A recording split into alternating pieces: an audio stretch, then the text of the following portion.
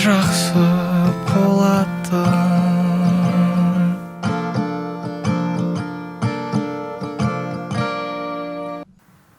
Менің ойлауымша әсіреп қалды. Өйткені бұрынғыдан мысалы бізде Қазақстан Альянс студенттері болды, жалпы үлкен ұйымдардың, жас ұлан болсын, жас сарбаз болсын, әрбір өңірлерде филиалдар болды, және де олар жұмыс жасаған. Мысалы қазір солтүстікте айтсақ, Қазақстан Альянс студенттерінің филиалы ол бар, алайда жұмысы жоқ. Жас ұлан бар болған сияқты, бірақ та жұмысын естіп жатқан жоқпын. Ол негізінде барлығы қаржылық сұраққа бейімделген ғой, және де бәлкім қолдаушылары жоқ болғандықтан аумақтағы жұмыс ол әлсіреп кетті деп айта аламын.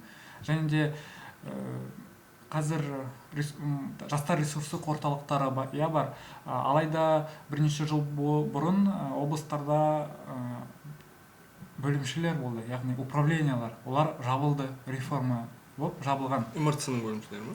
Жоқ, жастар саясатының бөлімшелері. Управление по вопросам молодежной политики. Солтүстікте болған мысалы. Ол жабылды. Енді жастар саясаты мен ішкі саясат басқармасының бір адамдарына айналысады, отдел сияқты. Яғни үлкен бір қарқынды жұмыс жоқ, және ол өзге де облыстарға байланысты. Кейбір аумақтарда жабады, кейбір аумақтарда ашты. Қазір керек па, керек емес па, менің ойымша олар әлі өздері де білмейді. И жастар ресурстық орталықтарының да жұмысы қазір қарасаңыз, кейбір аумақтарда ақша бөлінеді, кейбір аумақтарда бөлінбейді. Әсіресе дотационный облыстарда мүлдем қаражаттылығы жоқ, және де жастармен қалай жұмыс істеу керек екендігін де олар білмейтін де шығар. Әсіресе алыс ауылдарда. Өйткені ауылдарда да олар бар және болу керек негізінде. Алайда қандай жұмыс жасап жатыр, Біз мысалы жиі айтамыз ғой, ауыл жастарын көтеру керек. Алайда ауыл жастарын кім көтеру керек? Қаладағы біз отырған біз бе? Әлде өздері олар ауылда отырып, өздері көтермей ме оларды? Сұрақ осында. Негізі біз жас мемлекетпіз ғой. Енді барлық шарттарға қарап жас мемлекет деп айтуға болады. Жастар категориясына кіретін адамдардың саны жалпы біздің мемлекеттің халық санының жартысынан көбісі. Сәйкесінше негізі в идеале дейміз ғой, жастарға көңіл көбірек аударылу керек сияқты да, по-хорошему.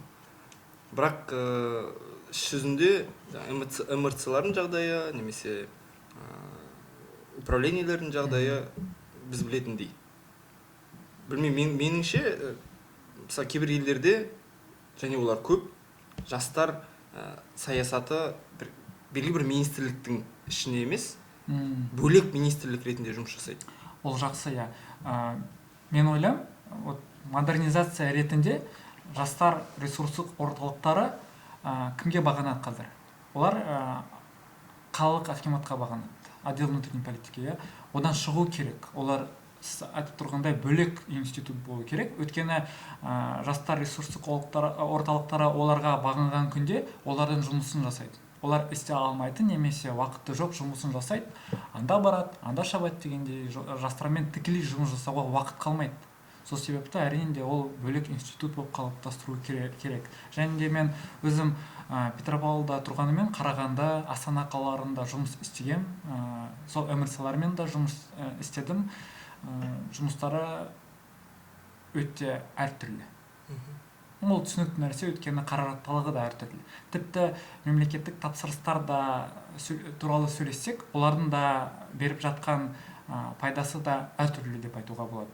Мысалы қараңызшы, жасыл ел бағдарламасы Қазақстанның әр өңірінде бар. Солтүстіктегі бір сарбаздың бағасы, төлемақысы 35.394 теңге.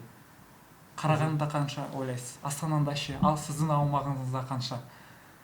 35.394 теңге емес, 70.000-90.000 алады олар. Неге? Өйткені енді бюджеттері бар. Солтүстікте түсінемін мен, біз кедей дотационный облыспыз, бізде қаражат жетіспейді, республикадан аламыз. Алайда солтүстікте тұрып жатқан Бақытжан мен Қарағандыда тұрып жатқан Бақытжан әртүрлі балалар емес қой. Қазақстанның азаматтары. ол сонда бір демографиялық бір қалай айтсам кемсушілік па, дұрыс емес әйтеуір ол. Иә, Қарағандының жастары да сол суды ішіп, сол нанды жейді. Иә, сол жұмысты атқарады. Сол жұмысты Ең бастысы сол ғой. сол энергияны жұмсайды десең. Сол энергия. Сол Негізі уақытты жұмсайды. жастар қазір бізде елімізде жастар таза энтузиазмда соның көмегімен өмір сүріп жатыр ғой негізінде. Мен ойымша қазір өкпелейді ғой, иә, шетелге кетеді жастар, неге кетеді, патриоттық сезім қайда деген сияқты. Сенде ішетін тамақ болмаса, отбасыңды асырайтын жаңағы жалақың болмаса, шаңырағың болмаса, сен қалай сен патриоттық сезім туралы ойланасың? Мысалы, кешегі тренингте айтып жатыр ғой, 200-300 доллар табатын адам азық-түліктің проблемасын ғана ойлайды дейді да, қалай мен ертеңгі тамағымды, нанымды тауып, осы балаларым аш қалмас екен деп ойлайды. 500 доллардан ары қарай табатындар там кішкене болсын кредит алып, там көлік алуға болады деп ойлайды. Ал 1000 доллардан ары қарай табатындар уже ойланады дейді да, мына билік маған керек па, мына билік по идее өзінің функциясын дұрыс атқарып отқан жоқ па. Өйткені оның ода бәрі бар да, ол глобальный дүниелерді ойлай алады. А біздің жастар қазір ондай дүниелерді ойлай алатындар бар, мен көпке топырақ шашпаймын, бірақ ойлай алмай жүрген адамдар бар ғой. Мысалы, ниет жастарды бірдеңе қылып, бұлардың проблемасын шешу керек дейміз де, не істеп жатырмыз біз? Сөйте тұра мысалы өкпелейміз, анау наркотиктің сатып там ақша табатын жастар жетегінде кетіп қояды. Неге? Өйткені олардың қазіргі басты мақсаты өмір сүру, жеңіл ақша табу. Сол сияқты лудоманияның да проблемасы осы ғой. Я, мен түсінемін, андай да бар шығар адамдар, еріккеннен ақша қойып, там нететін. Мен лудомандарды ақтамаймын, бірақ олардың негізгі мақсаты сол, оңай ақша табу ғой, по идее, негізінде алып қарағанда. Олар да патриоттық сезім туралы, елде қандай жаңалық болып жатыр дегенде мәселелер туралы ойланбайды ғой. Иә, мысалы олар даже министр, әкімдердің де атын білмеуі мүмкін. Мысалы олардан сұрасан. Сондықтан таза энтузиазмда. Мысалы бізде солтүстікте Ресейге кететін жастар көп. Мысалы Қызылжарда Ресейге кететін жастар көп. Негізгі проблема қандай? Ол дұрыс оқу орны аз. Жалғыз Манаш Қозыбаев атындағы университет бар. Жалпы СКО-ға бір университет. Иә, университет. Енді Көкшетауда университеттер бар, бірақ солтүстік Қазақстанда таза бір университет. Манаш Қозыбаев атындағы. Сол, яғни таңдау жоқ, таңдау аз. Таңдау болған күннің өзінде олар Қазақстанның басқа өңірлеріне оқуға түсуі мүмкін. Екіншіден, Ресейде НТ-сіз қабылдайтын университеттер өте көп. Сен мысалы НТ-мен қиналасың, және де бір университет сол солтүстікке түсетін. Сен сол жолды таңдайсың ба? Әлде спокойно Ресейге барып НТ-сіз өзің оқып жүре аласың ба? Енді негізінен көбінесе бұл орыс тілді азаматтар солай кетіп жатқан. Және ең үлкен проблема ол тұрғын үйдің проблемасы. Өйткені солтүстік Қазақстанда мен енді өзім сол жастардың өкілі ретінде айтайын, жас отбасы ретінде мысалы мен отбасым бар, балам бар деген сияқты. Жастарға сәйкес келетін бағдарлама жоқ қой.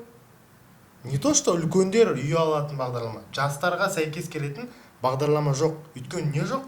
Ақша жоқ. Соның нәтижесінде құрылыс та жоқ. Қазір мысалы кіріп жатқан компаниялар бар ақырындап үймен қамтамасыз ететін. Мысалы, анау Қызылжар жастары деген бағдарлама бүкіл аумақ Қазақстан аумағында болады деді. Жалғыз жүзеге аспаған аумақтың бірі ол солтүстік Қазақстан. Жоқ ол бағдарлама. Өйткені оған финансирование жоқ. Ақша жоқ. И то мысалы ол 15 миллион береді. Кеше мысалы мәжілісте Елнұр Бейсенбаев айтып жатыр, 18 анау көп балалы отбасылар, жағдайы төмен мүгедек отбасыларға кредит береді 18 миллион. 18 миллионға қазір нарықтық бағамен бір комнаталы квартираны сен әрең аласың ғой. И то қандай оның жағдайымен. Қазір мысалы Петропавл мен Қызылжардағы бағамен Астананың үйінің бағалары бірдей. Қайта экономикалық жағдай әртүрлі, жалақы әртүрлі, әлеуметтік жағдай мүлдем салыстыруға келмейді ғой мысалы. Сол жағдайда жастар қалай күн көру керек? Қандай олар жұмыс істеу арқылы күн көру керек? Әрине, кез келген жас қосымша табыс көзін іздей бастайды. Ол заңды, заңсыз. Заңдыға ол білімі жететіндер, мүмкіндігі барлар 2-3 жұмыста істеп, әйтеуір отбасыларын асырап, сондай биік мақсаттарға қол жеткізеді. Потому что олардың стержендері дұрыс. Ал бар жастар, заңсыз жолмен оңай жолмен тез байып ақша тауып неткісі келетін, еңбектенгісі келмейтін, тезде солай байып кететін, солай олар сол жолға түсіп жатыр қазір. Оның бүкіл қоғам біз кінәліміз негізі оның барлығына. Өйткені қазіргі кезде мәселе көтерілсе әлеуметтік жағдай дегенде бірінші очередь көп балалы отбасы, мүгедектер көтеріледі. Мен оған ешқандай дауым жоқ. Бірақ жастардың проблемасы қашан осылай үлкен бір аумақта, үлкен мінберлерде көтеріліп, кәдімгідей айтылып жүр. Қазір бәлкім айтылып жүрген шығар. Бірақ мен мысалы билік органдарында отырған адамдар осы нәрселерді түсінсе мысалы, онда уже олар өздеріне сұрақ қоймайтын еді. Жастар неге кетіп жатыр, неге лудомания көп, неге жаңағы нарко бизнеспен айналысатын жастар солардың спокойно олардың қақпанына түсіп жатыр ғой. Ақшамен қызықтырады, бітті. Закладчик болып кіресің. Закладчик болып кіресің, бітті, одан шыға алмайсың сен, болды. Өйткені саған қажеттілік бар, олар сенің ең больной местаңды білет, ақша екендігін. Бітті, сонымен завлекать етеді. Үкімет не береді? Гранттар беріп жатыр, Ол гранттарды кім алып жатыр? Кім алып жатыр? Оларды кім тексеріп жатыр? Мысалы, даже анау ауылға берілетін жеңілдетілген кредиттің өзін Ринат Зайытов айтып отқан жоқ па? Танысы барлар сол кредиттерді алып жатыр. Қазір интернет, инстаграмды ашып қарасаң, сол 5 миллион қайтарымсыз гранттарды алуға көмектесемін дейтін адамдар деген толып жүр. Олар процентін алады, 50%, 40%-ін жаңағы жазып береді саған программа, өткізіп береді. Потому что сен ресурссың ғой оларға. Өйткені сен мысалы жұмыссызсың, Олар сен ол категорияға келіп тұрсың.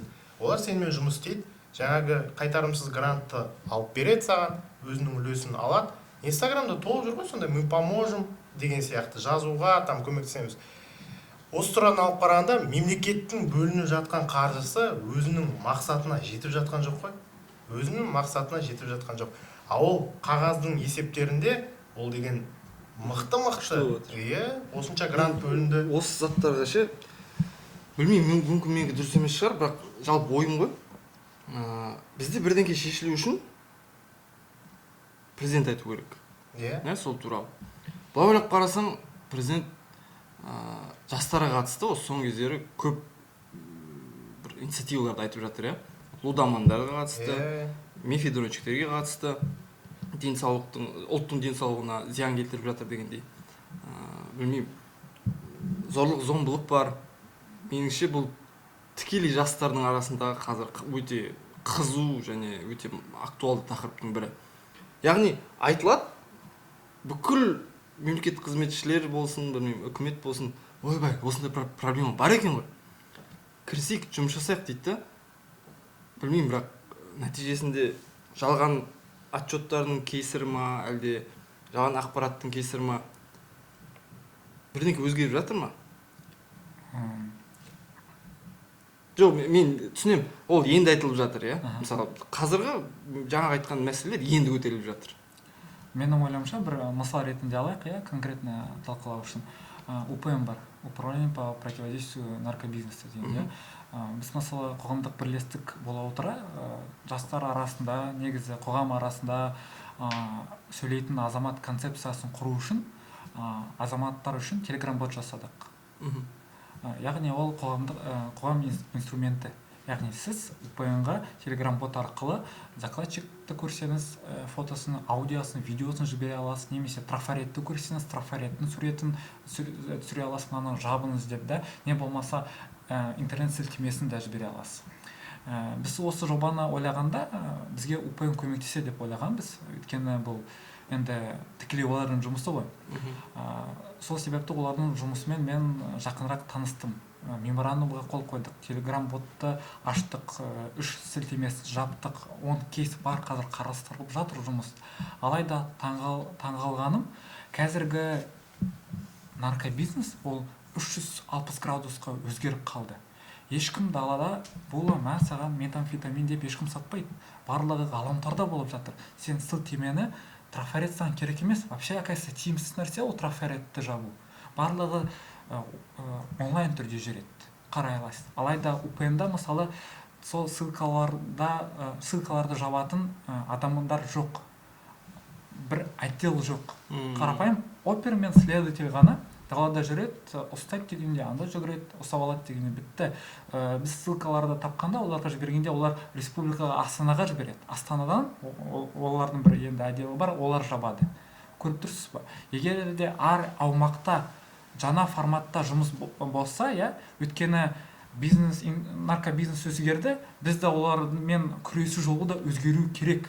Именно ғаламторда жұмыс жасау, айтишниктерді жұмысқа алу керек, күшті компьютерлерді алу керек. Баяғынан 5 жыл тұрып жатқан олардың компьютерлері емес, ескі техникасы, Өйткені сілтемені жабу үшін сізге кем дегенде бір күннен бір аптаға дейін уақыт керек.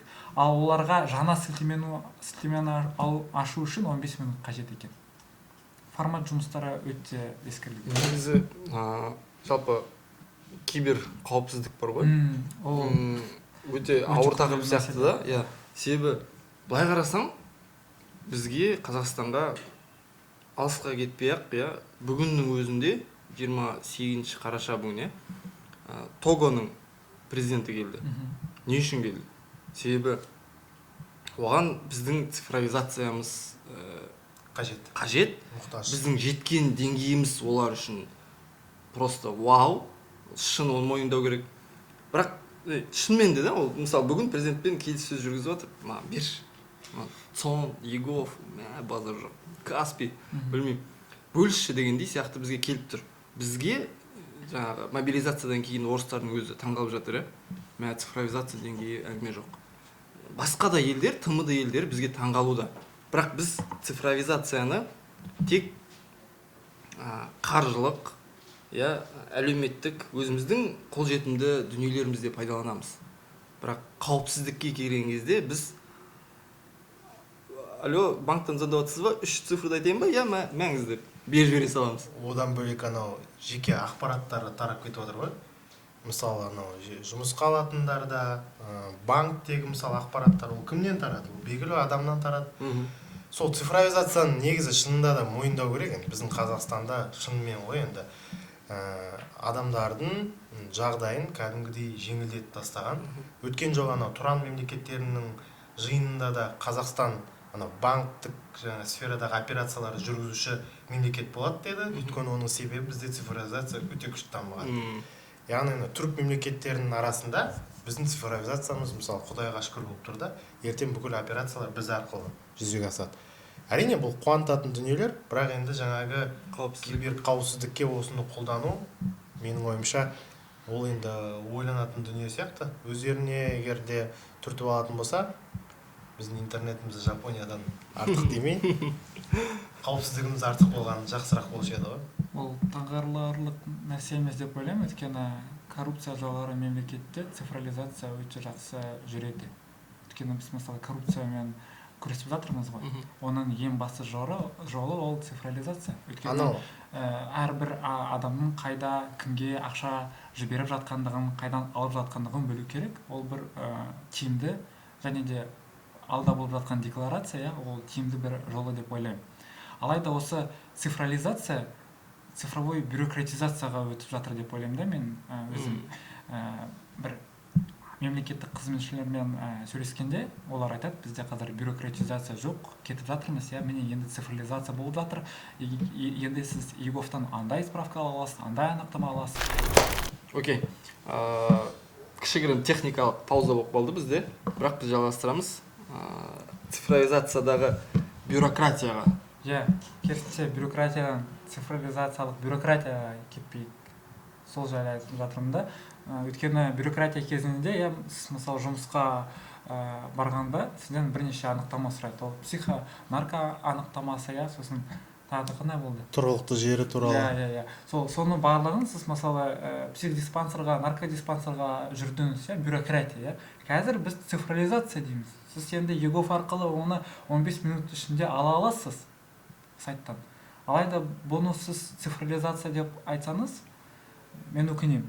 Өйткені менің ойлауымша цифровизация ол мысалы сіз жұмысқа барып жатқан адамға өзіңіздің жеке куәлігіңізді көрсеткенде, уже барлығы иін арқылы ол көре алады. Бұл ортақ программа, цифровизация ортақ программа, все көріп тұр. Учетта тұрып жатқан жоқсыз, судиміз сізде бүгінгі күнге дейін жоқ. наркодиспансерде тұрып жатқан жоқсыз, болды, ешқандай құжаттарды алу керек емес, барлығы бір базада тұрып жатыр. Міне бұл менің ойымша нағыз цифрализация деген осы. Түсінікті. Яғни біз цифровизация есебінде барлық құжаттарымызды цифрлы форматқа ауыстырдық. Иә. Жай ғана ауыстырдық. Иә. Бірақ негізінде оны біз иінімізге тіркеп қойсақ болар еді. Иә. Бірақ қазір иінмен де көп нәрсені біле салуға болады ғой. Еще жақында анау теңгенің жаңа цифрлы теңге. Иә, шығарылымдары болғанда сол цифрлық теңге туралы әңгіме болды да, сонда үкіметте андай мүмкіндіктер болады. Егер де болашақта акиматқа бөлінген ақша белгілі бір басқа бағытқа кететін болса, оны ұлттық банк қайтарып алу құзыреттілігінде болады екен. Егер ақша дұрыс емес бағытқа кетсе, мысалы шетелге кетіп қойса деген сияқты. Және оның мүмкіндіктері көп дейді, мысалы Wi-Fi-сыз жүріп, интернетсіз сол ақшаны пайдалана беруге болады. Мысалы, приложениедегі ақшаны интернетпен пайдаланамыз, ол интернетін болмаса, мысалы, кіре алмайсың, төлей алмайсың деген сияқты. А ол Wi-Fi-сыз, жұмыс істей береді. Как будто сен наличка ақшан қалтаңда бар сияқты, бірақ ол электронды түрде болады. Осы ақшаға байланысты ше, меніңше әңгімесі жоқ. Бүкіл халық Қазақстанның барлығы Каспиймен қолданады, иә? Жасырын емес. Бірақ ол қуантатын жағдай, бірақ үлкен бірақ бар да. Ертең бірдеңке болсыншы, бір спутнигіміз істемей қалсын. Бүкіл интернетсіз халық не істейді? Ол бір күн болсын, 2 күн болсын, 3 күн болсын, 3 күндік ошибка ол біздің экономикамызға, еліміздің экономикасына үлкен не келтіреді? Зардап келтіреді. Білет ана Каспий банк істемей қалып. 4 сағаттың өзінде. Айтады ғой, халық банктың қызметкерлері жұмыстарына жете алмайды, өйткені таксиге төлейтін Каспий банк істемей тұр деп. Иә. Яғни бәріміз коллапс өмірге келеміз. Яғни ол әрине жақсы, Каспийдің дамуы, иә. Бірақ меніңше монополия айналып бара жатыр да. Егер де бізде интернет болмаса, бізде наличка жоқ. Иә. Каспий ол просто экосистемасы жақсы да. Мысалы, маған Каспий ұнамайды дегенде оның шарттары тиімсіз басқа банктарға қарағанда. Мысалы, дәл Фортобанкта, жеке адамдарға беріп жатқан мүмкіндіктері әлде қайда жоғары. Өйткені мысалы Каспий банкта салыстырғанда, сіз 300 мың ала аласыз наличка айына. Фортобанкта сіз 500 мың ала аласыз, одан кейін кассаға барып тағы да 500 мың ала аласыз. Перевод. Каспий банкта басқа адамға аударғанда комиссия 200 теңгеден басталады. Фортода миллионға дейін комиссия жоқ. БЦК-да да осылай. БЦК-да 1 теңге. Кез келген переводқа 1 теңге. Жақсы, көріп тұрсыз ба, бұл тиімді. Алайда неге мен әлі күнге дейін Каспий Голдымды жауып жатқан жоқпын? Өйткені экосистема. Сен оның мүмкіндіктерінен бас тарта алмайсың. Экосистема күшті. Қаласаң, travel билеттер бар, анау магазин бар, Фортобанкта бар, бірақ та ол онша емес. И бағалары қымбаттырақ. Қазір халық банкта нетіп жатыр ғой? Осыған бәсекелес болуға тырысып жатыр. Мемлекеттік қызметтер сол халық банкта да енгізіліп жатыр. Бірақ таңғалатыным, мысалы, Каспий банкта дипломыңа дейін шығып тұрады ғой. Қандай диплом алдың, қандай. Егер мысалы сен дипломды қолдан жасап алсаң, оқымасаң, сатып алсаң, ол анау мемлекеттік лицензиясы болмаса, ол шықпайды. Яғни соның мүмкіндігі бар. Өйткені мен жақында бір сондай оқиғаны бір диплом сатып алып едім десе. Оқиғаны білдім. Өйткені сондай адам мысалы білмеген ғой енді олай болатындығын. Ол енді бұрын сатып алған ол дипломды. Содан кейін бұрын сатып алған, назар аудармаған ештемеге. Осы жақында сол жаңағы дипломдардың цифровизациясын көргеннен кейін қарап дипломдарын тексеріп көрейін десе, жаңағы сатып алған диплом жоқ. Өйткені оның мемлекеттік несі жоқ, лицензиясы жоқ болғандықтан бәлкім енгізбеген шығар. Бұндайдың да оң жақтары бар. Енді біз банктерге жасырын реклама жасамай қояйық. Банктер осы бар ғой, олар қазір балалар үшін күреседі да қазір. Қаншама байқадым. Кеше ана айтып отыр еді ғой, халық банкте күнделікте 5 алсаң бонустар береді ма, сондай енді күнделікке доступ алып, балалардың ақшаны дұрыс жұмсауға, сондай сауатын арттыру үшін. Олар түсініп тұр ғой, балалар ол банктердің болашағы. Айтпақшы, отбасы банк жайлы. Мен отбасы банкқа барған, жасым енді 25-те, отау құрайтын нағыз осы жас қой. Бауыржан Момышұлы айтқан ғой, 25-ке отау құрмаған халық жауы деп. Халық жауы болған келмейді. Бардым, сұрадым, қандай бағдарлама арқылы Қызылжарда, Петропавлда өзімде пәтер ала аламын. Сонда мен үшін ешқандай бағдарлама жоқ екен. Сонда қараңызшы, мен түсінгенім бойынша қазір істеліп жатқан барлық жобалар, олар тек қана бюджеттік сферада қызмет атқарып жатқан адамдар үшін. Егер де мен мемлекеттік қызметші болсам, я менде бір немесе әскери адам болсам, бір дәрігер болсам, я мен үшін мүмкіндіктер бар. Ал жай ғана қарапайым Рүстем секілді мен бір ғана жолым бар, ол 50% төлеу, пәтердің, қалған 50% отбасы банк салады. Енді Петропавлдың бағасын білесіз ғой, 15 миллион, 17 миллион тұрады, 16 миллион, ол барлығы бір бөлме. Бір бөлме, бір бөлме. Тіпті қаланың ортасын деп айтып тұрған жоқпын. Қаланың ортасында бір пәтерін көрдім, жақсы, әдемі екен, 17 миллион 400 мың теңге. Қымбат. Онда жағдай жоқ.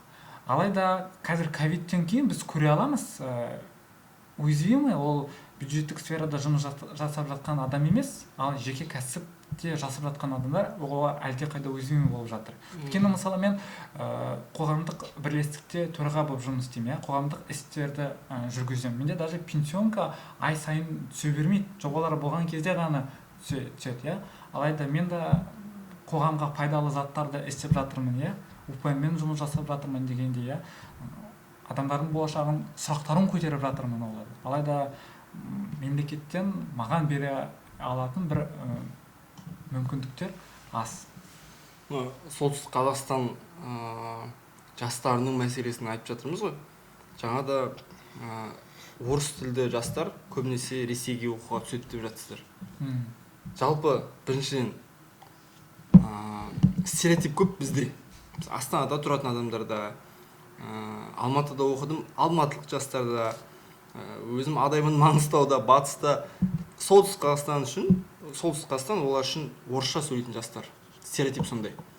Енді сіздерден бір жауап болсыншы, солтүстік Қазақстан облысында жастар көбінесе орыс тілінде сөйлей ма шынымен? Жақында дегеннен біраз уақыт болды. Нұрсұлтан Құрмандар Қызылжардың ойынына барды ғой.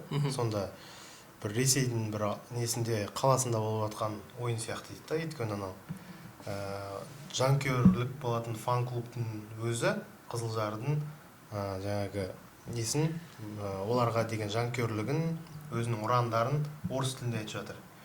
Және де қазір осы Астанадан шығып, Көкшетаудан асқаннан кейін көлікпен жүрсеңіз, таза орыс тілді атаулар кездестіресіз ғой. Рузаевка, Александровка деген сияқты. Анау шынымен де сен басқа бір жерге кетіп бара жатқан сияқтысың, бір орыс тілді неге кетіп бара жатқан сияқтысың. Көпке топырақ шашуға болмайды. Солтүстікте елім жерім дейтін, қазақ тілім дейтін азаматтар бар. Ол үлкендердің арасында да, жастардың өкілдерінде де қазақша сөйлеуге тырысып, көп жерде осы қазақ тілді аудиторияға жеткізгісі келетін ойын, ондай азаматтар бар. Бірақ негізгі мәселе осы орыс тілінің мәселесі болып тұр. Өйткені көп жастар орыс тілінде еркін сөйлейді, еркін ақпарат ала алады. Өйткені интернеттегі көп ақпараттар, контент орыс тілге бағытталған. Және де қазақ тілді ақпараттар аса танымал болмағаннан кейін, аса көп қолданыста болмағаннан кейін, олар өз бетімен оны ізденіп те қарамайды. Өйткені мына жерде дайын ақпарат орыс тілінде тұр, сен лучше соны пайдалана сал деген сияқты. Сосын біздің қоғамда жалпы мынандай нәрсе негізінде өте сондай таңғаларлық дүние ғой.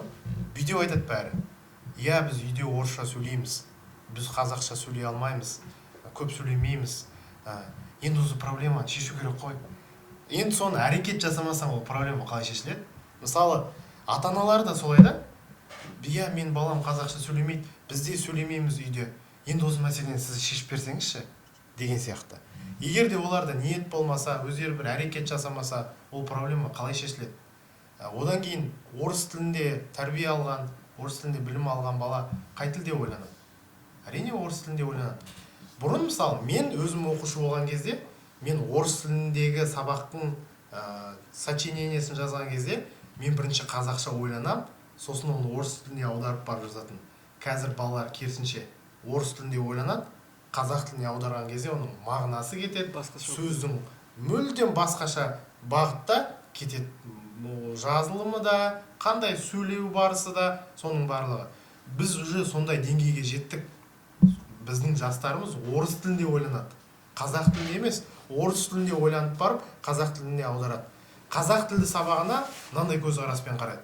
Ол бір шет тіл сабағы сияқты. Мысалы, мен оқушы болғанда ағылшын тіліне кіресің ғой.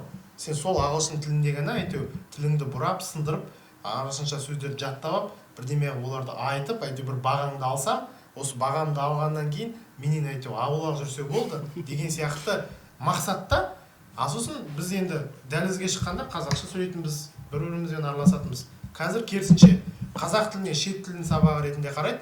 Әйтеу осы қазақ тіліне керекті баға алу үшін деген тапсырмаларды орындап, тапсырып тастаймын да дәлізге шығып спокойно орысша сөйлесе беремін. Кәдімгідей спокойно, ешқандай алаңдаушылықсыз, мен неге сөйлеп жатырмын деген ойсыз, анау ешқандай түрткі жоқ мида. Ол кәдімгі қалыпты жағдай ретінде қарастырады. Қазіргі жастар болсын, үлкен жаңағы жастағы адамдар болсын, кез келген ортада осындай мәселелер бар. Және де бұл мәселелерді жою үшін көп уақыт керек. Рүстем, қазір саған сөз беремін. Ата-аналар, енді өзімізде ата-ана болғаннан кейін көп естиміз да. Конечно, балаларымыз орысша сөйлейді. Мультиктер жоқ қой қазақша. Нормальный мультик жоқ. Ата-аналар неліктен балаларымыз қазақша сөйлемейді деп бір сылтауларын айтады. Қазақша мультик жоқ дейді. Негізі мен келсем, жалпы мультик көрсету, кішкентай балаға миы қалыптаспаған деген сияқты. Тем более орысша. Синий трактор дейсің. Синий трактордан бастап Машаға дейін. Ол жалпы дұрыс емес екенін барлығы түсініп тұр. Бірақ енді қазақша жасап берсеңдерші деген сияқты бізде перекладывание ответственности бар да. Мен қазір енді орысша сөйлеген үшін ұялып тұрған жоқпын. Бірақ рас заттар да. Бізде өзіміз солай өстік қой енді, шыны керек. Рүстемге сөз бергім келген себебі СКО-да бір жақсы опрос болды да. Жастардың арасында, жалпы қалада қандай СМИ-ларға СКО-ның жастары сенеді деген сұраққа көбісі Ресейдің телеканалдарын қарайды екен. СКО-ның жастары шынымен ресейлік телеканалдар, ресейлік инфо каналдарға көз салып, зер салып тыңдай ма? Ол сұраққа жауап берер алдында орта жайлы айтқым келеді. Мысалы, Бақытжан семейде туып өскен, оның қоршаған адамдары қазақ тілінде сөйлеген. Мен болсам, мысалы, орысша ойлаймын, сосын оны қазақшаға аударамын, және шынымен де қазақшаға аударғанда бір смыслдары байқадық. Өзгерді. Интерпретациялары. Неге? Мен қазақ мектебін оқыдым, бітірдім. Алайда перемендарда, қондырғыларда біз балалармен орысша сөйлейміз. Өйткені балалар отбасыларында орысша сөйлейді. Ата-аналары қазақ болса да, өйткені ата-аналары үлкен рөл атқарады осы сұрақта, және де көбісі КСРО заманында тұрған, орыс тілінде еленіп кеткен, қазақ тілінде олар сөйлемейді. Ата-аналар отбасында бұл мәселе шешілмесе, балалар сол күнге дейін орыс тілінде мультик қарайды, жаңалықтар қарайды, Ресейге кете береді, және басқа да мәселелер ол тура ата-аналардың көзқарасына байланысты. Енді бұл көзқарасты кім қалыптастырады? Менің ойымша бұл мемлекеттің нық политикасы, саясаты. Екіншіден ол бұқаралық ақпарат көздері.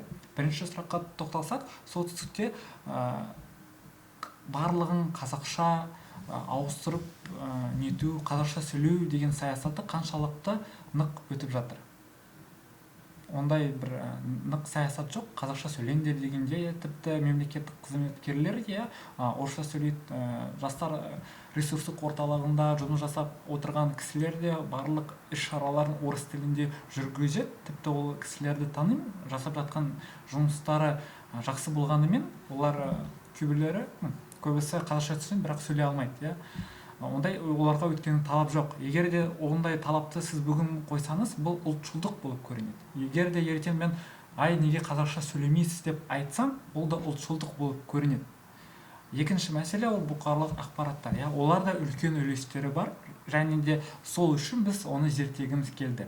Өйткені мен ойлаймын да, мысалы жуырда барлығымызға танымал сепаратизм жаңалығы, иә, қайдан шыққан кеңес. Мен өзім қоғамдық белсенді болғандықтан Петропавлда жүріп жатқан әрбір азамат пен азаматшаны білем, оларды мүлдем танымаймын, қайдан кетті.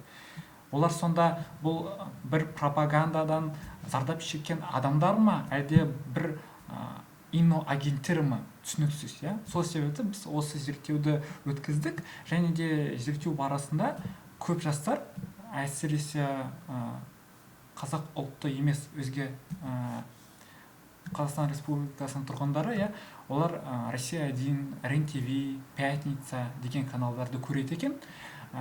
Жай ғана, потому что спутниковое телевидение, немесе Ресей каналдары подключен, иә, қосылған. Кейбіреулері ата-аналар көреді, сол себепті бізді көреміз деп айтады. Және де көп бөлігі интернет желілерінде көреді. Ал қазіргі таңда әлеуметтік желілерде өзіңіз білесіз, көп ақпарат ол орыс тілінде беріліп жатыр. Қазақ тіліндегі контент ол шынымен де аз. Алайда бізде басқа бір зерттеуді қарадық, бүгін бізде 70% ол қазақ мектептер, және де болашақта қазақ контентін тұтатын адамдар көп болады. Сол себепті қазақ тілді контентті біз көтеруіміз керекпіз. Және де тек қана біз мемлекеттік емес ұйымдар ғана емес, ол тіпті мемлекет өзі көтеру керек деп ойлаймын. Барлық жаңалықтарды қазақ тілінде шығару, әсіресе әлеуметтік желілерде. Қазір жастар телевизорларды мүлдем қарамайды, хабарды телеканалдардан ешкім қарамайды. Қазіргі жастар үшін телевизор деген не? Ол YouTube. Қазіргі жастар үшін телевизор бұл YouTube. Сол себепті барлығы жақсы болады деген қазақ тілді подкасттарды шығарсақ жақсы болады. Мысалы, мен анау жастар рухын сөйле деген жобасы бар ғой. Сол жобада мұғалім болып жұмыс істеймін да, Қызылжарда. Маған мысалы осы жаңа лекте біз 60-қа жуық адам тіркелді. Бірақ негізінде келіп жүрген адам 25-30-ның арасында. Солардың дәл қазір осы екінші лектегі 85% ол өзге ұлт өкілдері. Сосын мен осы жақында орыс азаматтарынан мынандай сөз естідім. Сол маған сөйлеуге келетін адамдар, анау біз отбасылық қарым-қатынастар, жалпы отбасы деген сөздерді айтып, аудармасын айтып жатырмыз. Мысалы орыстарда жоқ қой, сіңілі, қарындас деп олар айтпайды ғой, мысалы. Біз мысалы ер адамдар қарындас дейміз, қыздар сіңілі деп айтады. Сондайларды айтқанда олар таңғалып, сосын анау мынандай нәрсені сұрайды да, сендер анау нағашы жұрт, солардың, сендер қалай бөлесіңдер, соны маған қызық дейді да, бір әйел бас бухгалтер болып істейді, есепші болып. Ол осындай сұраққа өте қатты қызығушылық танытты. Осы жұрт деген не? Неге ол олай бөлінеді? Неге әйел адамның жағынан сендер нағашы жұрт деп айтасыңдар деген сияқты. Ол қандай функция береді? Оның абырой статусы қандай деген сияқты. Бізде ондай жоқ деп айтып жатыр да. Сосын сондай қызығушылық білдіреді. Сосын олар менің ойымша, мысалы, шынында да мен осы нәрсеге біз кез келген дүние жазылғанда қазақша, орысша қойып қоямыз, иә. Олар айтады да, бізде ешқандай проблема жоқ дейді. Мысалы, қарапайым көшедегі жазылып тұратын ат, мысалы, мынандай көшесі, бізге онсыз да түсінікті дейді да, ол көше екендігі. Мысалы, сендер өздерінің жағдайларында өздерің усложняйте дейді да, өздерің қиындап жасыңдар. Сендер көше дейсіңдер, астына улица деп жазып қоясыңдар. А көше деп жазсаң, ол барлығы түсінікті дейді да. Осындай қарапайым дүниені жазбағаннан кейін олардың тілге деген қызығушылығы болса да, олар ол нәрсені есінде сақтағысы келмейді да, өйткені ол жерде улица деп тұр. Дүкенде магазин деп тұр. Сен дүкенді ойлайсың ба, әлде магазинді ойлайсың ба? Өйткені сенде жазылып тұр көз алдында дүкен деп.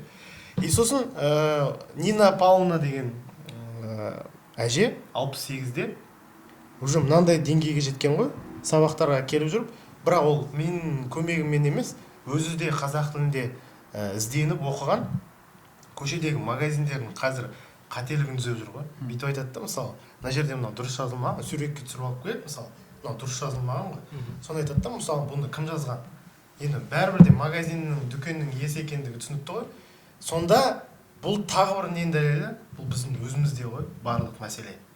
Біз қазақ тілі деп айта бергеннен қарағанда әрекет жасау керек та. Мысалы, пікірсайыста бір мынандай тақырып болған. орыс тілді мұсылманнан қазақ тілді христиан жақынырақ деген осындай тақырып болды да. Ол кезде ол кезде бірден сен мысалы әрине мұсылман деп ойлайсың ғой, а былай негізінде ойланып қарасаң қазақ тілді христиан деген сияқты ол қазақ тілін біліп тұр да, жаны ашып соған үйреніп жаңағы орыстар сияқты жұртты білгісі келіп сондай ниет бір ол мен қазақ тілін біліп маған жақын болғаннан мен христиан болып кетпеймін ғой. Мысалы мен өзім мысалы мұсылман дінін өзім таңдасам өзім таңдауымда, бірақ тіл деген ол ортақ дүние да, екеумізге де ортақ, екеуміз де оған жанымыз ашу керек, екеуміз де оны дүниеге белгілі таңда. Қазіргі уақытта не себепті қазақ тіліне деген қызығушылық төмен? Өйткені андай дүниелер интернетте көп насихатталады. Біреу бір жерге келіп, сен неге қазақша маған қызмет көрсетпейсің, сен неге бүйтпейсің, мен сөйтіп талап еткенде ол маған мынандай агрессиямен. Одан кейін адамдар қалай үйренеді? Мысалы, сол орыс тілді азаматтар қазақ тілінде сөздерді қате айтса, қоғам күледі, мазақ қылады. Олар сол комплекстардан арыла алмай жүрген адамдар. А біз оларға керісінше көмектессек, мен айтамын да, мысалы, қате болса да айтайық. Бізде орысшаны керемет сөйлемейміз ғой. Кім, мысалы, керемет грамотный деп айтпайды ғой. Әйтеуір бір білген орысшамыз бар, сондай. Ағылшын тілінде де солай. Олар, мысалы, күлмейді ғой. Түсініксіз болса, қайтадан сұрар, мысалы. Ал біз ол тілді үйренгісі келетін адамдардың өзін бетінен қағамыз да, мазақ қып, күліп. Осы мәселе, біз негізі осы проблеманы, мәселені өзіміз қолдан жасап отырмыз. Өзіміздің қолымызбен осы нәрсені жасап отырмыз. Сондықтан қазіргі уақытта тілдің деңгейі осындай деңгейде. Осындай төмен, ащы шындық болса да, осындай төмен деңгейде. Қазір орыс тіліндегі сөздерді қазақ тіліне қосып сөйлемейтін адамдар өте аз. Жоқ деуге де болады, рас. Тұрмыстық күнделікті өмірде, тұрмыстық неде, әйтеуір бір бағдарламаға бірдеңе барсаң, өзіңе өзің бақылау жасап отырасың, орысша сөздер кетіп қалмаса екен деп. А негізінде олар кетіп қалады. Енді мысалы Рүстем қиын да оған қазақ тіліне аударып, сен ойла, бірнеше процесс болады да миыңда. Сен орысша ойланасың, оны аудару керексің, еще оны айту керексің да ауызбен. Осы жерде көптеген мәселелер болып жатыр. Сондықтан орта шынымен керек шығар, бірақ біз бұл мәселені біз өзіміз жасап отырмыз. И сосын біз осыны бүйтіп жаба саламыз ғой, құлдық сана. Біз қаншама жыл Ресейдің отары болдық та. Сондықтан біздің ол датау миымызға сіңіп кеткен. Кім? Мен мысалы балаларға айтамын да, орысша сөйлеп кетеді еркінен тыс. Сосын бүйтіп айтады да, мен айтамын да, мысалы, қай орыс кеп саған айтып отыр? Әй, орысша сөйле деп кім айтты? Сосын қазір бізде мынандай нәрсе өте үлкен не болып кеткен, тенденция болып кеткен. Кез келген жиналыс, мықты, маңызды кездесулерде былай басталады. Армысыздар, енді барлығына түсінікті болу үшін мен сөзімді орыс тілінде жалғастырамын. Мен мысалы осы логиканы түсінбеймін. Орыстар келіп бүйтіп айтпайды ғой. Здравствуйте, уважаемые собравшиеся там друзья. Чтобы теперь было понятно всем, я продолжу речь на казахском деп айтпайды ғой. Олар бізді ойлап тұрған жоқ қой. Біз деген Құдай сақтасын, оларды ойлап, негізінде ол өзін өзі ақтау және де жаңағы жағдайдан құтылу. Егер сол жерде қазақ тілінде сөйлейтін болса, ол түсініксіз, күлкілі қылып айтам деп ойлайды. Сондай комплекс бар, еще басып тұрған жағдай бар. Осының барлығы оның солай сөйлеуіне әсер етеді. Менің жаным ұстайды, кей-кездері бір күрделі мәселелерді қазақ тілінде айтып қиналғанда маған орысша айта бер деп айтады да, вообще жаным ұстайды. Мен тырысып жатырмын мысалы қазақ тілінде айтуға. Сол себепті шынымен де сені қоршап жатқан достарың ортан ол маңызды. Керісінше саған көмектесіп қазақша баламасын айтып, не болмаса бір күрделі емес, керісінше оңайырақ бір синоним сөзін айтса, әлде қайда жақсырақ. Осында қарапайым мысалдар болған, бірақ сіздің назарыңызды өзге мәселеге көрсеткім келеді. Ұлттық бірыңғай тестілеу. Ол арқылы біз балаларға мемлекеттік қаражатынан гранттарды беріп жатырмыз. тмд елдері бойынша Қазақстан жалғыз мемлекет ұлттық бірыңғай тестілеуді орыс тілінде, ағылшын тілінде енгізгіміз келеді. Яғни тек қана жалғыз ұлттық тілде емес, өзге тілдерде де өткізіп жатырмыз. Ресей мысалы бірнеше халық тұрады, этностар тұрады. Бірақ олар өзге тілдерде өткізбейді ғой. біртұтас орыс тілінде өткізеді. Бізде мысалы ондай өз саясат жоқ. ішіндегі автономиялардың өзі де орыс тілінде өткізеді. Иә. Біз болсақ қазір ағылшын тілі енгізілді ма? Әйтеуір онда әңгіме Жоқ, естіген жалпы- ағылшынша да өткізуге болады. Сабақ ретінде бар ғой тестілеу. Бірақ жалпы тестілеудің өзі қазақ орыс тілінде. Сосын бізде мынандай бір орыс қазақ тілінде сөйлесе, ол құдай болып кетеді ғой. Бірден құдай болып кетеді, мықты жерге жұмысқа орналасып кетеді. Біз оны бүйтіп ұстаймыз ғой, бүйтіп. Негізінде ол оның міндеті ғой. Ол осы мемлекетте тұрады, осы мемлекеттің суын ішеді, нан жейді. Демек ол сол тілде сөйлеу керек. Күнделікті оның негізгі сөйлеу тілі болмаса да, ол өзі тұрып жатқан жерге деген құрметі үшін осы тілде сөйлеуге ең құрмағанда тырысу керек. Мысалы, мынау Оян қазақ деген фильм шықты ғой. Ана Міржақыптың рөлін ойнаған кісі, өткенде соның видеосын көріп қалдым. Мен ана сценарийді оқығаннан кейін егіл-тегіл жыладым дейді да. Мысалы, мен осы уақытқа дейін осы қоғамды өзгертуге ештеңе істемеген ғой дейді. Оларда мүмкіндік жоқ, қысым бар, сондай жағдайға қарамай, олар сондай дүниелерді жасап кеткен біздің еліміз үшін. Біз мысалы қазір не істеп жүрміз деген сұрақты менің ойымша қоятын адамдар аз сияқты. Енді ол әлеуметтік жағдайға да байланысты шығар. Өйткені сен мен не істеп жүрмін дегеннен қарағанда ертең нанымды қалай табамын, пәтерімнің несін арендасын қалай төлеймін деген ой. Жаңағы тема ғой, мысалы адам сондай жалақы таппайды, соның әсерінен осындай нәтижеге жетіп отыр. Осында маңызды ремарка. И сондай адамдарды басқару оңай деп айтады ғой, мысалы. Жаңағы үлкен глобалды дүниелерді ойнамайды, тек қана жаңағы ертеңгі күн көрісімді қалай тапсам, қалай жетсем, қалай өмір сүрсем деп ойлайтын адамдарды басқару оңай. Оларға жаңағы жаңа дүниелерді әкелу оңай. Жеңіл келеді. Кейбіреулер Оян қазақтың басты идеясын түсінбейді да. Ол кинотеатрдан шығып, орыстарда басқа ұлт өкілдерін ұру емес қой. Оян қазақ деген ол яғни қазір не істеп жатырсың? Оқы, дипломыңды ал дейтін. Яғни өзінен жақсы болу. Осы мағынада ғой. Көп тренд болып кетті ғой TikTokта. Қызықты ақпарат айтқым келеді. Жаңа ғана медиа жайлы айттық қой. Бізде бір сұрақ болған. Негізінде сіз қандай кімге көбірек сенесіз деген. Сонда біз бірнеше ұйымдарды алдық, мысалы халықаралық ұйымдар, президент, яғни бірнеше выбор болған. Кімге көбірек сенесіз? Осы қатарынан халықаралық ұйымдар, президент, банктер, полиция, сот, имамдарға, әкімдерге, үкіметтік емес ұйымдарға, депутаттарға, үкіметке және қазақстандық блогерлерге. Сіздің ойлауыңызша жастар көбінесе кімге сенбейді? Сенбейді? Иә. Кімге өте ауыр. Керісінше топ сенетіндерді шығару керек сияқты. Кімге көбірек сенеді деп ойлайсыз? Блогерлер бар шығар. Блогерлер бар, көпті. Ең азында қазақстандық блогерлер тұр. Сенетін ба? Сенбейді. Қазақстандық блогерлерге жастар сенбейді. Олар ең төменде тұр. Ол қуантарлық көрсеткіш керек. Аузы күйген шығар. Алдану. Инфо-цыгандардан ба? Одан кейін үкімет тұрады, одан кейін депутаттар тұрады, одан кейін үкіметтік ұйымдар, одан кейін әкімдер және де имамдар.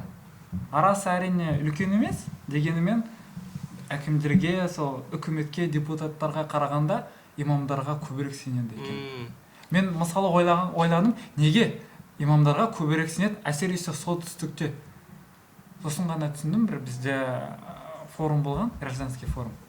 Сонда бір күрделі мәселені айтқан, конкретно имамдар жайлы, бір басқа шовинистік жолдар жайлы.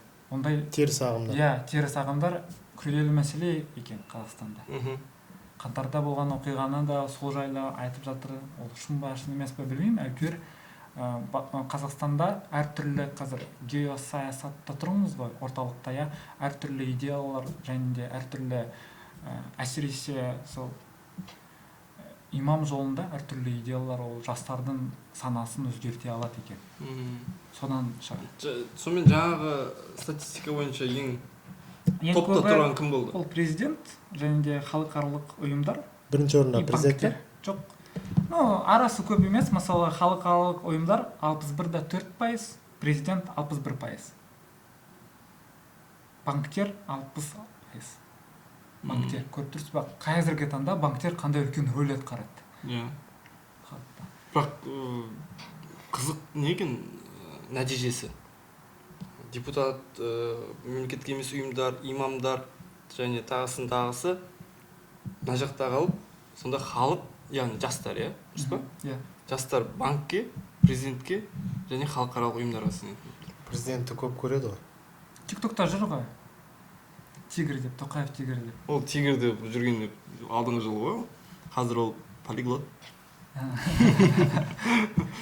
Бірақ осы соңғы менің соңғы көрген тиктоктағы видеолардың бірі, ол Путинмен болып жатқан кездесу кезінде қазақша Дұрыс айта алмаған. қазақша сөйлеп бастаған, Аха.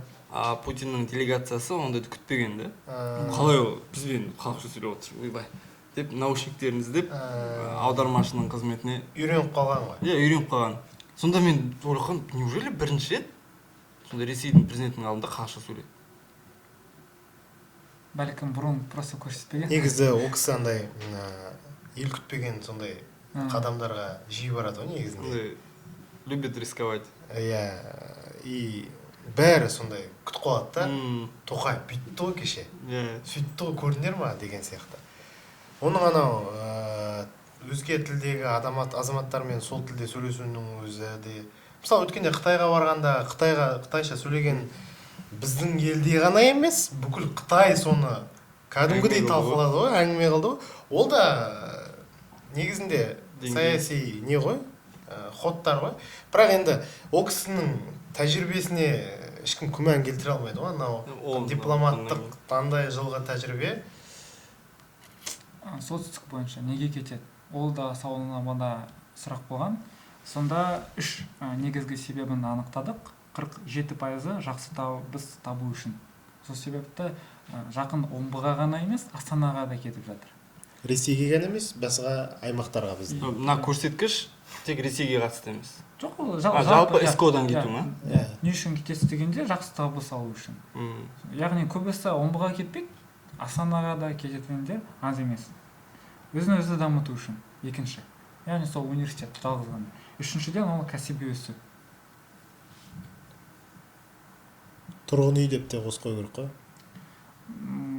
Ақшаның ішіне кіріп кететін шығар, может? Просто жастардың ортақ жасы 19-24 болғандықтан олар әлі ол мәселе туралы ата-анасының үйінде тұрып жатқан. Өйткені мысалы мен таңғалдым, неге полицияға жақсы сенеді екен. Мысалы мен сенбеймін. Вообще таңғалдым неге. Просто соны түсіндім. Скорее всего, олар просто полициямен әлі қарым-қатынаста болған жоқ, сол себепті оларға в принципе доверять ете береді. Бізде полиция андай жазалаушы орган сияқты ғой. Анау қанша әзілдер де бар ғой, мысалы полиция сені тоқтатса не бүлдіріп қойдым, не істеп қойдым. Америкада ондай емес қой, келіп көмектесіп, саған жаны ашып, а бізде керісінше полиция жазалаушы орган сияқты. Сосын ақпарат жайлы, қай тілде сіз алғанды жөн көресіз? 57,7% орыс тілінде, 27% қазақ және орыс тілінде, 11% қазақ тілінде. Үйде көбіне қай тілде сөйлейсіз? 57% орыс тілінде, 18% қазақ тілінде, 23% қазақ және орыс тілдерінде. Елде және әлемде болып жатқан жайттарды әдетте қандай ақпарат көздерінен біліп отырасыз деген сұраққа көбісі 78% ол әлеуметтік желілер деп айтты. Одан кейін тұратын ол мессенджерлер, телеграм, сондай. И жаңалық сайттардан 29%. Осындағы теледидарлар, радио, баспа газеттер вообще соңғы болып тұр. Бірақ қазір газет қарау деген. Негізі, мынау тек СКО-ның несі ма? Тек СКО және тек қана жастар. 35 жасқа дейін. Қазір енді қанша жерден біз Жапонияның интернетінен асып түстік деп айта берсе де, кейбір кісілер бізде 600-ге жуық ауылдарда интернет жоқ. Есептегір 600-ден астам ауылда интернет жоқ. Ол 600 ауылда қанша адам тұрады? Әр ауылда қанша адам тұрады? Олар ақпарат қай жерден алады? Газеттен алады. Қазір свет та жоқ бізде, солтүстіктің ауылдарында. Оның өзінде газет жаңалықтар кешігіп келеді ғой. Иә, актуалдылығы жоғалып кетеді ғой. Вот бір апта. Сен бір апта бұрын болған ақпаратты қазір оқисың. 21 ғасырда. 21 ғасырда, иә. Бәлкім бүгін бізде президент сайлауы өтті да, Иә. ауысып кетті. Сен оны бір Бір аптадан аптадан кейін. кейін. Бұл газеттер қалай күн көріп жатыр? Адамдар оларды сатып алып жатыр ма? Олар барлығы мемлекеттік тапсырыс арқылы күн көріп жатыр ғой. Иә. Сол себепті олар не жазады? Қазақша жаңалықтары жазып тұрған жоқ олар. Мемлекет соңғы сөздерін, керек нәрселерін, керекті интерпретация жүзінде жазады. И керекті органдарға және ұстаздарға мәжбүрлейді оларды сатып алуға. Қазір мәжбүрлемейді. Ондай кездер болған, Иә. негізінде. Алайда қазір қаншалықты керек мысалы ол. Тіпті оны қағаз құртпай экология жайлы айтып жатырмыз ғой. Интернет ресурсыңызда шығарсақ та болады, почтаға келсе бұл. Жоқ, бір жағынан, тиімді. бірақ енді газетті тым керек жоқ деп айтқан дұрыс емес сияқты. Өйткені мысалы бізде солтүстік Қазақстанда солтүстік Қазақстан деген газет бар. Ол жерде кезінде мықты тұлғалар біздің қызмет етіп кеткен, Мағжан Жұмабаев деген сияқты. Бірақ былай алып қарағанда, интернеттегі ақпараттардан қарағанда, газеттердегі жарияланатын ақпараттардың жауапкершілігі болады. Олардың сауаттылық деңгейі жоғары болады. Мысалы мен мұғаліммін, 100%. Мен мұғаліммін, оқушыларға мәтін қараған кезде тақырыпқа байланысты белгілер. Мен көбінесе Егемен Қазақстан газетін қараймын. Өйткені ол жердегі ақпаратқа мен біріншіден сенімдімін, екіншіден ол жердегі ақпарат мемлекеттің идеологиясын түсіндіретін, көбінесе сол идеологияны ұстанатын позицияда болады. Үшіншіден ол ақпарат өте сауатты және де шынайы жазылады. Ал интернеттен сен кез келген сайттағы бір ақпаратты қаласаң, олар анау қаралымды көбейту үшін сондай бір сауатсыз жазылады, әріптері, сөйлемдері бір-бірімен мысалы көп жағдайда байланыспай жатады, логикалық байланыс болмай жатады. Сондықтан сол жағынан қарағанда газеттерде жауапкершілік өте үлкен жоғары деңгейде. Оларға жетіспей тұрғаны менің ойымша қазіргі заманауи сұранысты қанағаттандыру. Кішкене солай қарай бұрылса, сол жаққа қарай енді мен білмеймін не істеуге болатындығын. Бірақ енді сол газет саласында жүрген азаматтар осы тұрғыдан ойланып қараса, менің ойымша оның актуалдылығын әлі күнге дейін сақтауға болатын сияқты. Мынандай шешімі бар, оған меніңше кейбір газеттер көшті. Егемен Қазақстан мысалы көшті. Көбісі емес. Сенің газетіңнің екі түрі болады. Біреуі кәдімгі веб-сайт, мысалы, барлығымызға белгілі, барлығы оқитын Тенгри сияқты веб-сайттар. Ол жерде шығатын жаңалық түрлері де басқа, және печатное издание. Ол жердегі басқа өте салмақты, 100% сенуге болатын сондай жаңалықтар шығарады. И кейбір газеттер соның арқасында қазір күн көруде. Біраз ақпаратты сайттағы рекламасынан да күн көріп жатыр. Негізі ондай газеттердің рекламасы сайттарында өте жақсы ақшаны талап етеді. Себебі қанша жыл бойы қалыптасқан олардың беделі бар, статусы бар, имиджі бар, тарихы бар. Сондықтан осы жолмен кетіп жатқан қазір газеттер бар. Қуантатыны. Бірақ Рүстем айтқан жаңағы мемлекеттік тапсырыста ғана отқан газеттер де бар. Ол аумақтық газеттер көбінесе. Сондықтан ғой ол кішкене тырысып, сол басқа бір жолдарын қараса, қазір енді сондай уақыт қой. Біз мысалы уақыт өткен сайын ертең көп салада мысалы жұмыссыз қалатын адамдар көп. Өйткені қазір жасанды интеллект дегеннің қарқынын туралы енді айтудың өзі қорқынышты деп ойлаймын. Болашақта енді мамандық таңдаған кезде де адамдар кішкене ойланып бар әрекет жасау керек. Енді қазір бірақ жастарында бәрі бар ғой. Мысалы кезінде ата-ана таңдап береді мысалы мамандық. Үйде таласатын еді ғой. Мысалы әкең милиция қызметкері болса, анаң дәрігер болса, анау айтады дәрігер болады дейді, милиция қызметкері болады. Немесе қоғамда көп ақша табатын юрист, экономист сол кезде өте көп еді. Сол экономист юристердің біразы охранник, официант, мобилограф, курьер, мобилограф, сондай болып кетті. Қазір енді более рационалды таңдау бар. Балалар өздері шешеді, ойланады деген сияқты. Ол мақсатқа байланысты деп ойлаймын. Кейбіреулер оқырман үшін жазады да, Егемен Қазақстан сияқты. Кейбіреулер заказчик үшін жазады. Реклама жасау үшін. Бізде қалада бір өзекті сұрақ бар да, мысалы Петропавл ба әлде оның тарихи Қызылжар атауы ма? Тіпті біз саған сұхбат беріп жатқан кезде де Бақытжан екеуміз бір есе Петропавл, бір есе Қызылжар деп айтып жатырмыз, өзіміз де шатасып кеттік. Біреу сұрақ қойған, есімде қазір нақты жоқ, бір Сапаровқа ма Ақсақаловқа ма қойған, Қызылжар деп атала ма Петропавл деп. Сонда студентті айтып жатсың ғой? жоқ, прям әкімге біреу қойған, бір пресс-секретарға ма, олар Астанада жиналғанда, өйткені қазір деколонизация мәселесі күрделі және өзекті болып жатыр да, көбісі айтып жатыр, қазақ атауларын, ескі атауларын қоямыз ба деп. Сонда ол жауап берді, біз ақырындап келе жатырмыз. Қала жайлы ештеме айтқан жоқ, жай ғана айтып жатыр, саясатымыз сондай, ақырындап біртіндеп жүріп жатырмыз. Шынымен де кейбір көшелер қазақ атауын алып жатыр, тіпті ауылдарда қазақ атауын алып жатыр. Бірақ қала жайлы ешкім әңгіме қозғап жатқан жоқ. Біз өзіміздің сауалнама арқылы оны жастардан сұрағымыз келді. Ол жастардың көзқарасы қандай? Сонда өте қызықты жауаптарға келгенбіз. Өзің таңғалдың ба? Өте қатты таңғалдым. Өте қатты таңғалдым, өйткені осыны былай енді байлап тастайтындай осы сен жалғастырып жатқан дүниеге сұрақ ретінде қойыншы. СКО-ның жастары Қызылжар деген атауға қарсы ма сонда? Қарсы емес. Кейбір адамдар просто түсінбейді. Атақ қарсы емес. Көбісі мысалы пофигистер көп. Бәрібір қалай аталса да бәрібір тұра береді. Мәселе қаланың атауында емес, мәселе там инфраструктурасында, өзге нәрселерде. Көбінесе пофиг. Бірақ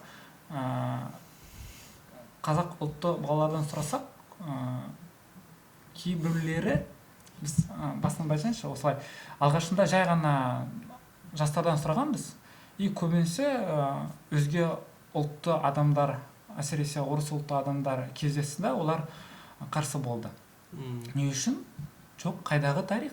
Петропавл тарихи атау, шынымен де Петропавл болды, ол святой апостолдар деп, Петр мен Павел деп көбісі қарсы болды. Сонда бізге комментарийлерде адамдар жазды, бізді хейт етіп.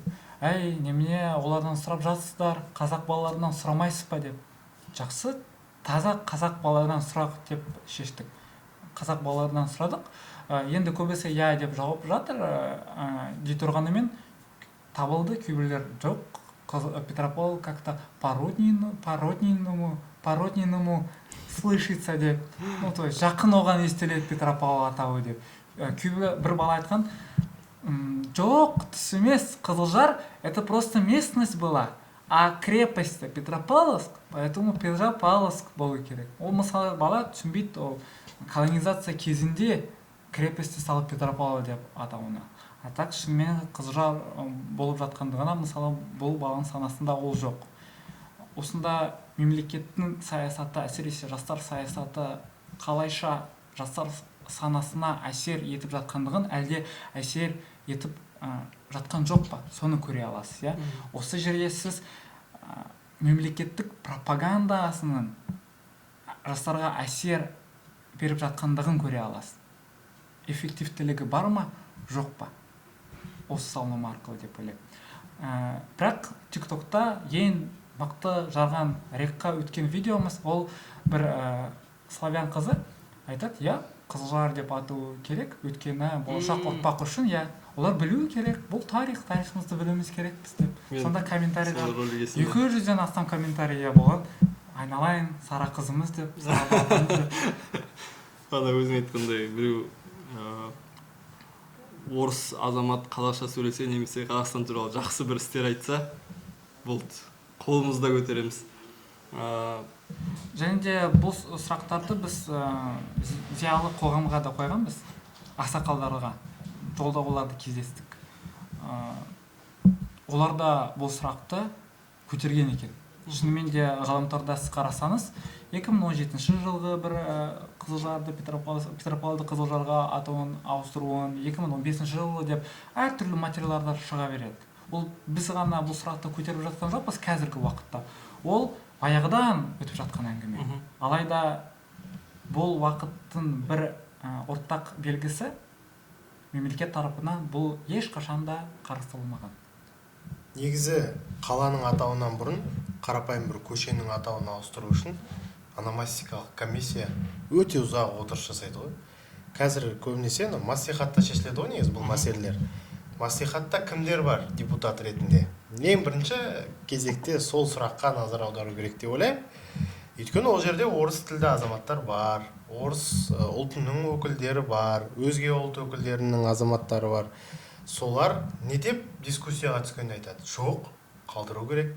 Ол дауысқа салынып, бөлініске түскен кезде де олардың қарсы дауысының үлесі бәрібір де болады. Қызылжар атауы, мысалы, ол тек қана көпшілігінің арманы ғой, Павлодарды ауыстыру, Петропавлдың атын ауыстыру. Бізде енді Петропавл деген қаланың аты шығар, Қызылжар командасы, Қызылжар фест.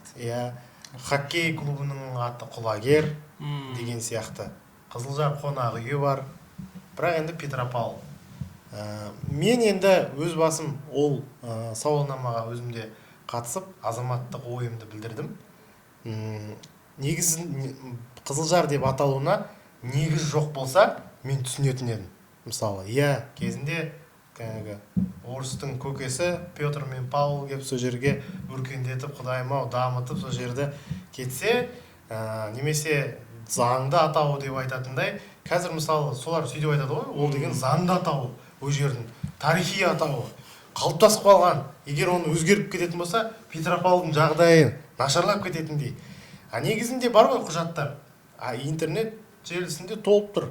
Неге ол Қызылжар аталу керек? Кезінде ақындардың өлеңіне дейін бар. Қызылжар, неге ол Қызылжар деп аталу керек? Осыған байланысты дау туындаған кезде менің ойымша кәдімгі қоғамдық талқылаулар болу керек. Біздің елдегі көптеген проблеманың дұрыс шешілмеуіне не әсер етеді? Осындай қоғамдық талқылаулардың болмауы, немесе инсценированный қоғамдық талқылаулар, яғни белгілі бір келісілген адамдармен. Енді келісілген де сұрақтар бар ғой бізде, сол сияқты. Егер шынайы талқылау болатын болса, менің ойымша біз жаңағы сол атауға қарсы болып отырған адамдарға өзіміздің ойымызды агрессивті түрде емес, яғни осы атауды өзгертуге мынандай себептер бар. Біз егер оны өзгертетін болсақ, біз мынандай нәтижелерге жете аламыз, құрметті жаңағы адамдар дейтін болсақ, біз барлығының ойын өзгертпесек те, ең құрмағанда кішкене бөлігін біздің жағымызға шығуға, бізді қолдауға мүмкіндік аламыз. Ал егер біз қазір айтамыз, Қызылжар деп атау керек, интернетте қаншама мысалы хейт, комментарийлер жазылды, үйтіп айтпау керек, қалу керек заңды атауында деген сияқты. Енді қаланың бізде бар ғой оқиғада, қаланың атауын бір сәтте өзгертіп жіберіп, оны сосын қайтадан өзінің қалпына келтірген оқиға бар. Сондықтан мемлекеттің позициясында көбісі енді Ресейге жақын тұрғаннан кейін көбісі тәуекелге баруға қорқады. Мысалы, Мира деген көше бар бізде.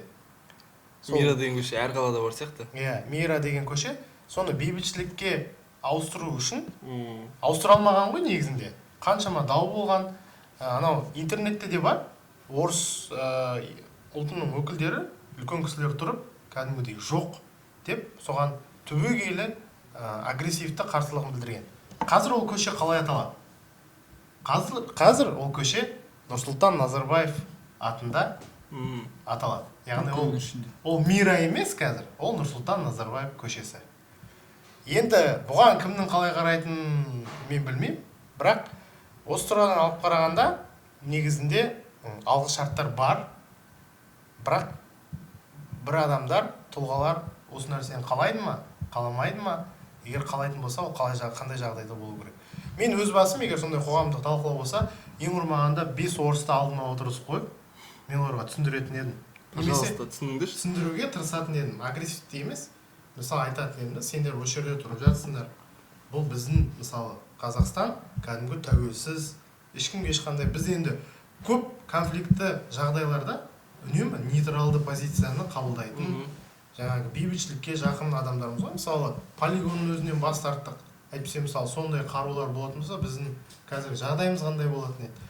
Осы тұрғыдан алып қарағанда біз нейтралды адамдармыз, қонақжай адамдармыз. Кезінде қаншама адамдар бізге қоныс аударған кезде қиын жағдайға өзінің баласының аузынан нанды жырып соған берді ғой.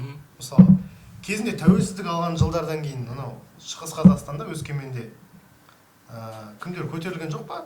Украиндықтар автономия беріңдер деп акиматты захват жасап кәдімгі. Сосын оларға түсіндірді ғой, үлкен талқылау болды кәдімгі. Айтты, қарақтарым, бұл сендердің ата-бабаларының жерлері емес. Бұл жерге сендер көшіп келгенсіңдер. Сендердің ата-бабаларың көшіп келген, сосын біз осы жерде тұруға мүмкіндік бергенбіз. Сондықтан сендердің автономия сұрамақ түгілі бұл жерде сондай аталуына ешқандай құқықтарың жоқ. Бірақ қазір Өскеменге баратын жолда мынандай атаулар бар. Таврия деген атау бар, мысалы. Түсінікті ғой енді ол қай ұлтқа қатысы бар екендігін. Демек, ол жерде әлі де сондай адамдар тұрады. Әлі де сондай адамдар бар. Мысалы, сепаратистер қайдан пайда болып жатыр? Бізде айтады ғой, үндеместе үлкен дау бар. Ішінде жүрген адамдар бар, ертең бір қит етіп тұтанса бірдеңе, шыға келетін адамдар бар. Мысалы, бүгін осы жаңалық болды. Сол сепаратистер біздегі бөлінейік деген сондай тілектер айтқан, олар мысалы сотталды қазір. 9 жылға, бір 7 жылға деген сияқты. Осындай әрекеттер бізде бар.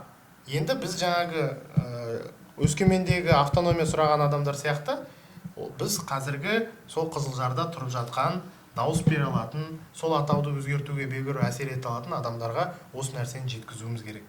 Оларға түсіндіруіміз керек. Міне, бар ғой, орыс тілді азаматтар бар. Иә, біз қарсы емеспіз, ауыстырайық деген сияқты адамдар бар. Демек, олардың санын көбейтуге болады. Кейін ақырындап өзгертуге болады. Негізгі адамдар сол жерде тұрып жатқан.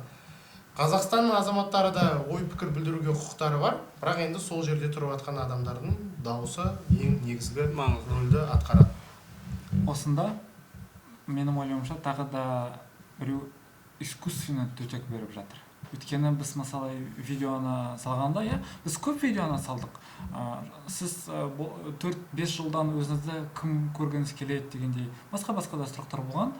Алайда тек Қызылжарға байланысты ғана сұрақ туылғанда, және де 4-3 күн өтті, кейін бұл сұрақ бойынша 4 видео түсіргенбіз, екіншісі уже көп ахват жинады да, бір көріп қалған ғой, местный паблик бізді жариялаған. Одан кейін бізге бір түсініксіз адамдар, боттар деп айтсам болады, өйткені аккаунттары жабық, подписчиктері түсініксіз, аватаркалары жоқ, не болмаса вообще белгісіз, кім екендігі просто тупо Питер Палс деп жаза береді.